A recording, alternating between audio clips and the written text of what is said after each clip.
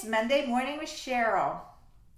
Just for a moment, I want you to imagine a child that's probably 14 months old, maybe a year old, that's learning how to walk.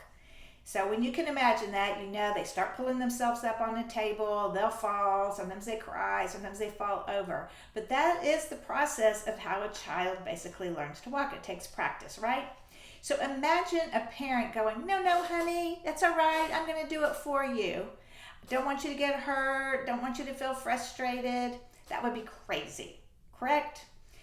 So it's interesting to me that as children get older, I often hear, I won't say often, but sometimes I hear or experience parents who actually want to do too much for their children. Now we hear a lot about parents trying to get their children to do more, but there are those parents that are doing a little bit too much for their children. So I printed up a picture. I hope you can see it. This is of scaffolding on a building. And we use this term a lot in education and in child development. You may be familiar, but just in case. So a scaffold on a building, it's there temporarily to hold workers, materials while the building is being constructed. But once the building's finished, right, the scaffolding comes away. And we use it, again, in the world of education because that's what we do for our children, or we're supposed to do for our children. I think everyone would be in agreement that the role of parents is to raise responsible, good citizens, thriving adults that are able to manage on their own, make good decisions, be honest, all those good characteristics.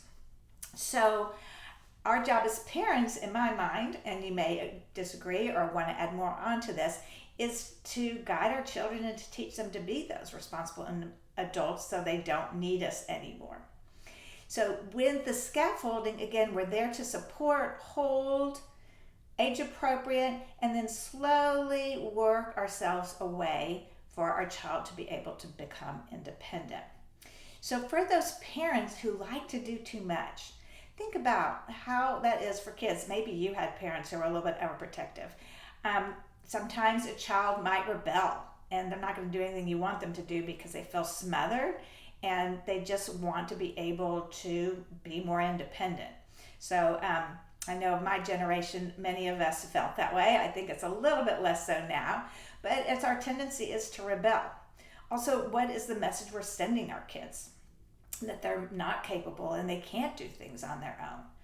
And or a child may love that everything's done for them and then they get out in the world and they don't have the skills. And yes, many of them will be able to manage and figure it out, but it may be a little bit harder because they haven't learned those skills.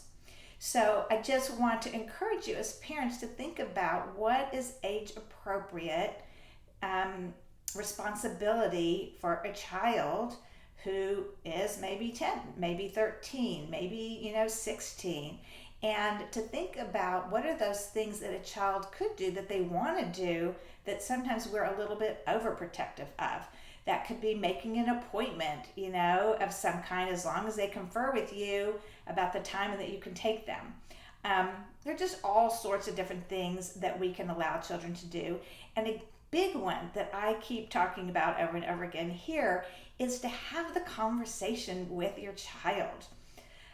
We often make all these rules and things, or lack of rules, but have a conversation, figure it out together, see what they think is fair. And again, our goal is to help them become independent, thriving adults. So we want to find that balance. We want to set those guardrails up, that scaffold of where we're doing an appropriate amount of support, but then not too much, and then slowly pull away. So I just would love you to think about something in your life with your child of what could they be doing that they would even actually want the responsibility to do, of where you can just step back a little bit and turn the reins over to them. Would love to hear from you.